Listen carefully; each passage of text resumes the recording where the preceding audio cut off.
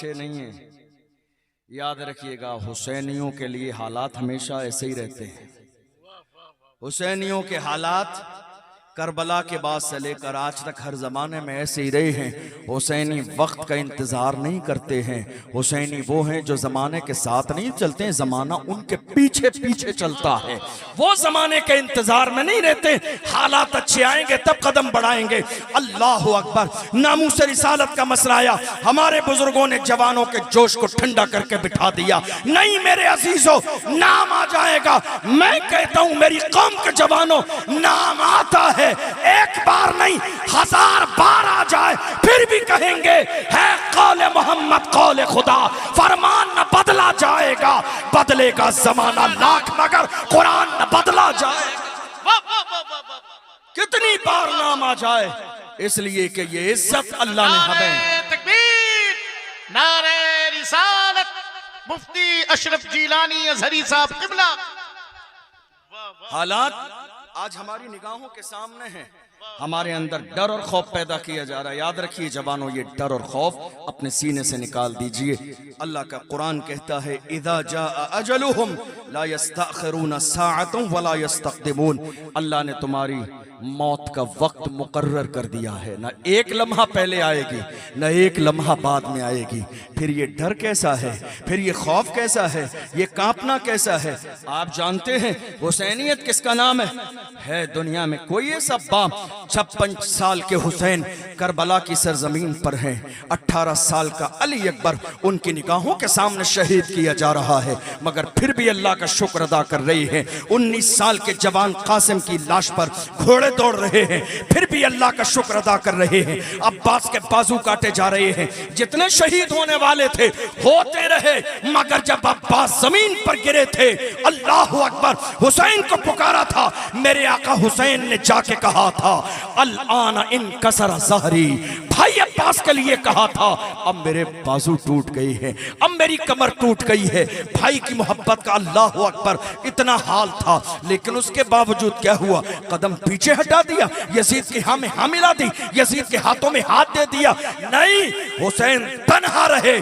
फिर भी यजीदियों से कहा, जान जाती है तो जाती रहे, मगर बातिल को कभी सच्चा नहीं कहा जाए। हुसैनियत इसी चीज का नाम है। आज हमारे यहाँ क्या हो रहा है मालूम है आपको? हमारे इलाके में, गांव में गलत काम करने वाला कोई भी शख्स हो, हम इसलिए गलत को गलत नहीं कहते कि वो हमारा रिश्तेदार है। हम गलत को गलत इसलिए नहीं कहते वो रिश्ते में चाचा लगते हैं। हम गलत को गलत इसलिए नहीं कहते वो मामू लगते हैं। हम गलत को गलत इसलिए नहीं कहते वो फूफा लगते हैं। हम गलत को गलत इसलिए नहीं कहते कि हमारा रिश्ता खराब हो जाएगा। हुसैनियत जिस चीज का नाम नहीं है, हुसैनियत नाम इस बात का है कि तुम्हें मरना है तो अपनी कब्र में जाना है। जो सच है उसे सच कहो, जो गलत है उसे गलत कहो। नारे तकबीर, नारे रिसालत। हजरत सरकार मुजाहिद मिल्लत की नगरी से तशरीफ लाने वाला अजीम सनाखा हजरत शाहनवाज हसन ओईसा धामनगर शरीफ से तशरीफ लाए। इस्तकबाल है, खैर मकदम। सुभान। हुसैनियत नाम इस चीज का है कि हमारे सीने के अंदर वो जज्बात बेदार हों। आज मैं आपसे पूछना चाहता हूं, हमारे यहाँ सारी चीजें हैं, फिर ये हालात दिन ब दिन बिगड़ते क्यों चले जा रहे हैं? इसकी कुछ वजूहात हैं। काश कौम मुस्लिम इन सारी वजूहात पर गौर व फिक्र कर लेती तो आज हालात ये नहीं होते। आपको मालूम है हमारी कौम के जवान नारा क्या लगा रहे हैं? हुसैन के नाम पे हम गर्दन कटा देंगे। नारा है या नहीं है ये? लेकिन मेरे को मालूम है कोई गर्दन नहीं कटाएगा। ये बात सिर्फ नारा है आपकी। जिस कौम के जवान रसूलुल्लाह की खुशी के लिए अपने मोहल्ले की मस्जिद में 5 वक्त सर झुका न सकें, वो गर्दन कटा कैसे सकते हैं? 5 वक्त जिस कौम के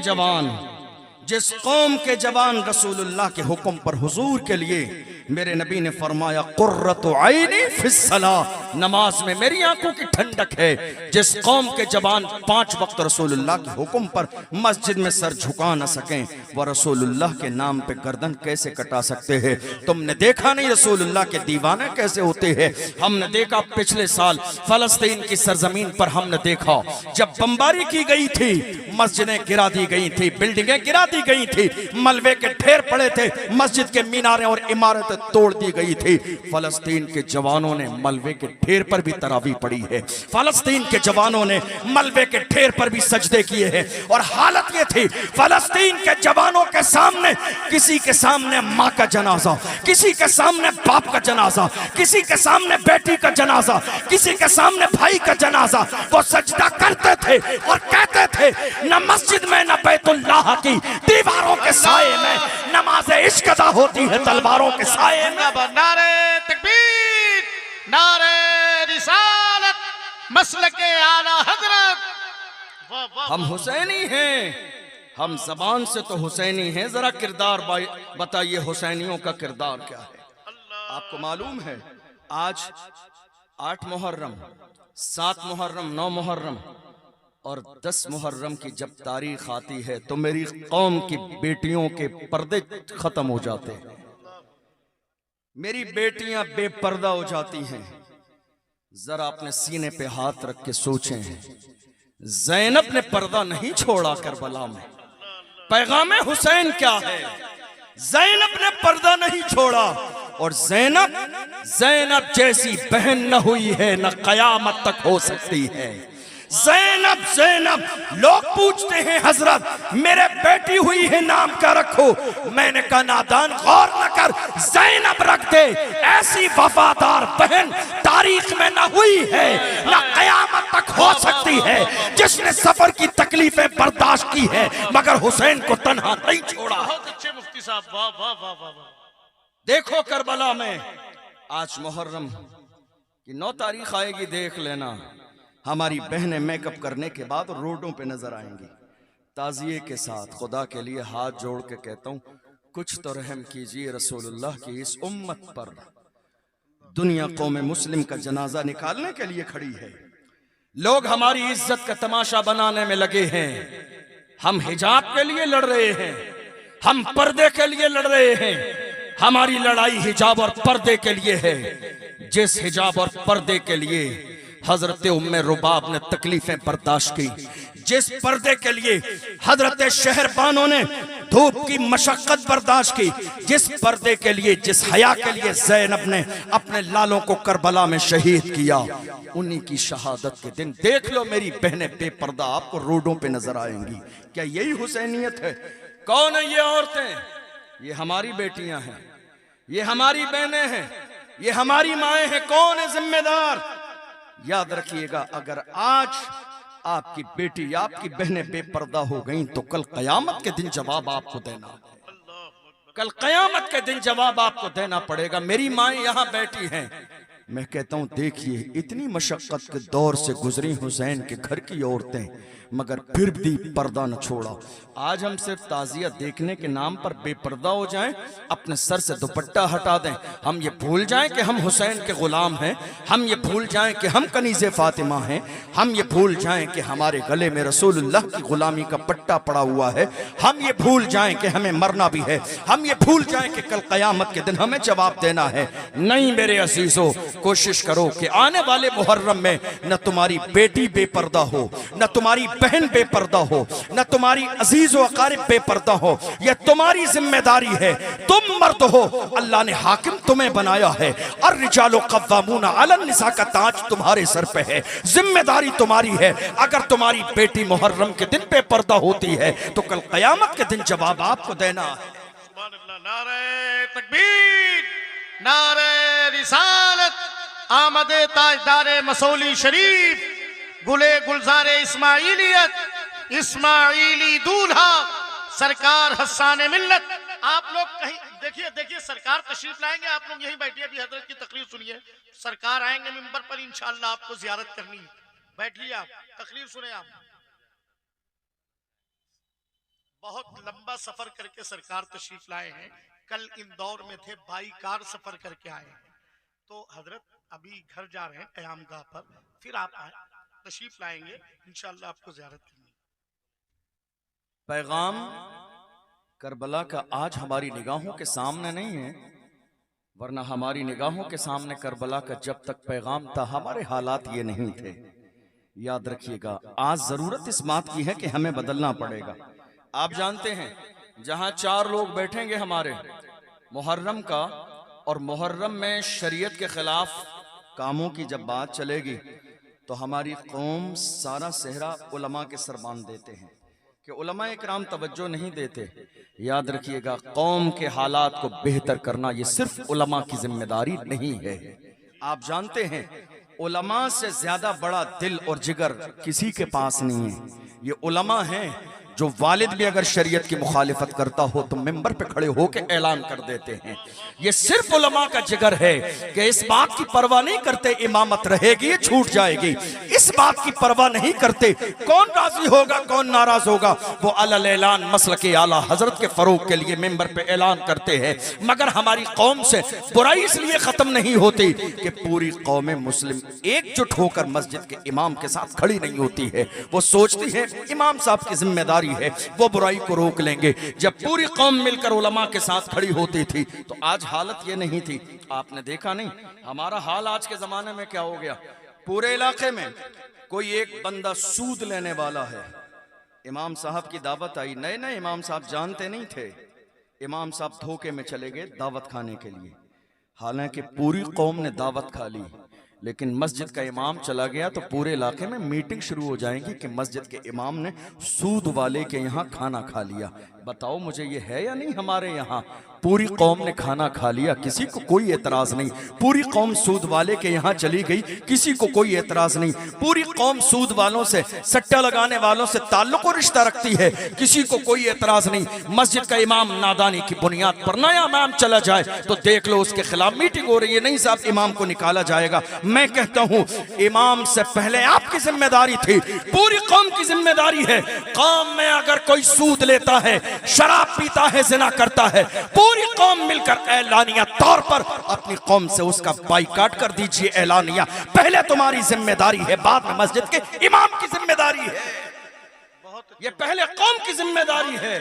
आज लोग ये समझते नहीं साहब ये इमाम साहब की जिम्मेदारी है, ये बुराई का खात्मा करेंगे। नहीं, याद रखिएगा उलमा की जिम्मेदारी सिर्फ इतनी है कि वो पैगाम लोगों के कानों तक पहुंचा दें।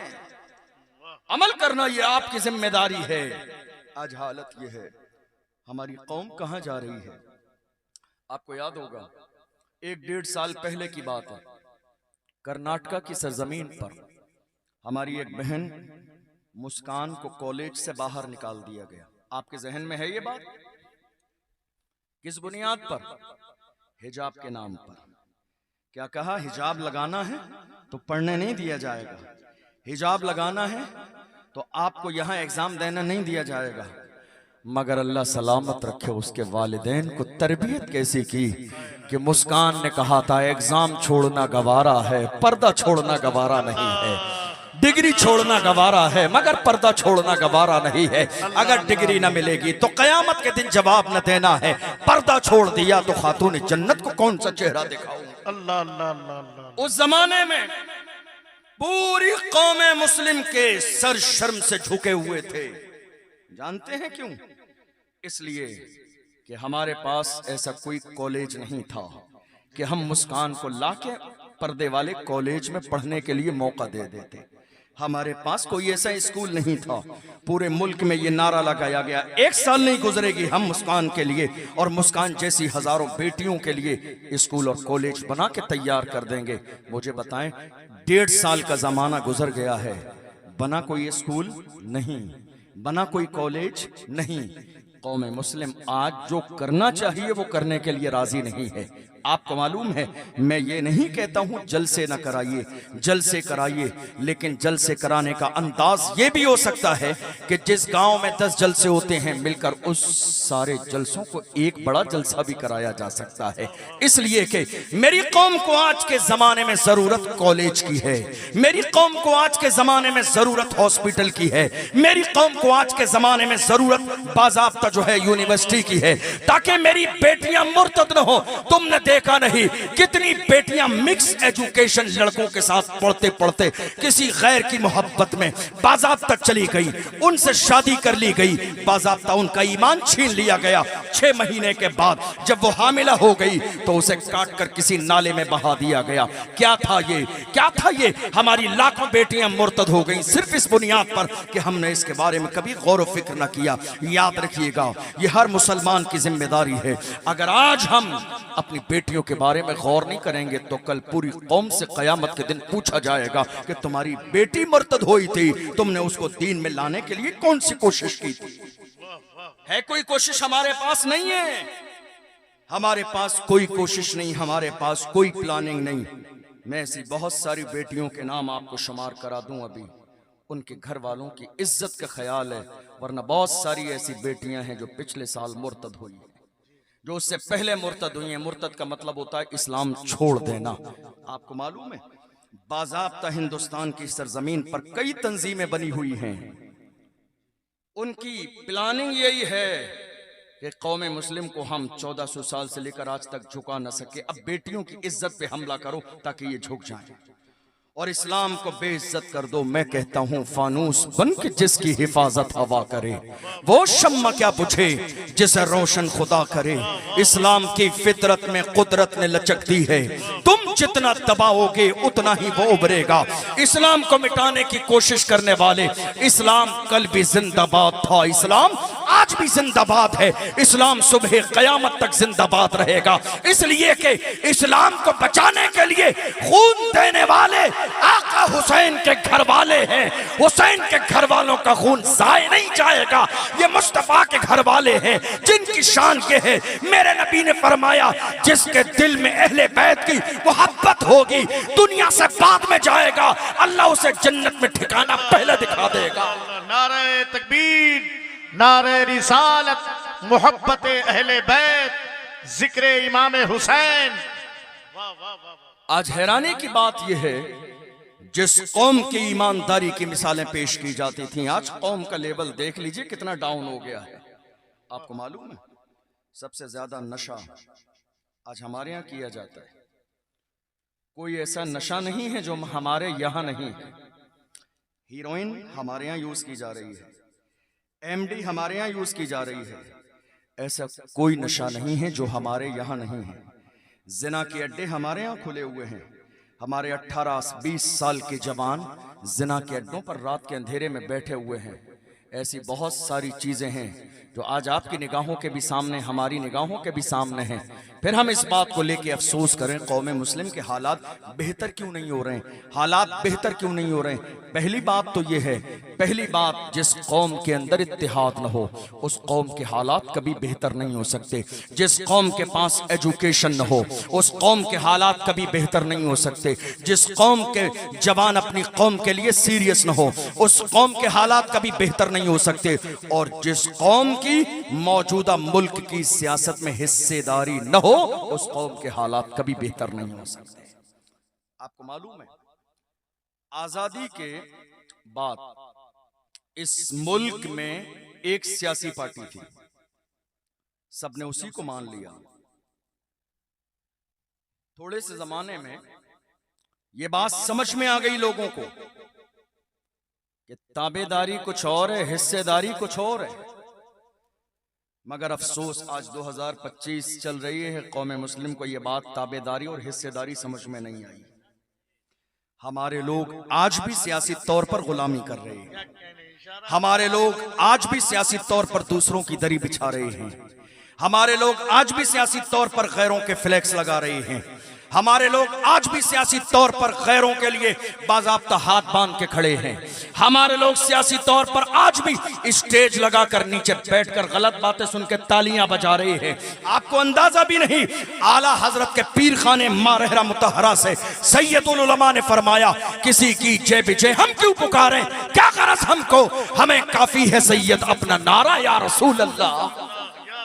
हमें अल्लाह ने गुलामी के लिए पैदा नहीं किया है, अल्लाह ने हमें क़यादत के लिए पैदा किया है। खुदा ने हमें लीडरशिप के लिए पैदा किया है। आपको मालूम है अगर हमारे उलमा मौजूदा दौर में मस्जिद के अंदर किसी खिताब में मौजूदा हालात पर बात करें, सियासत पर बात करें, तो मस्जिद की कमेटी नमाज जुमा के बाद जाके कहती है हजरत दूसरी जगह का इंतजाम कर लीजिए, हमें ऐसा इमाम नहीं चाहिए। मैं कहता हूं ऐसा इमाम नहीं चाहिए, आपने क्या समझा है? दीन के अंदर खाली नमाज रोजा हज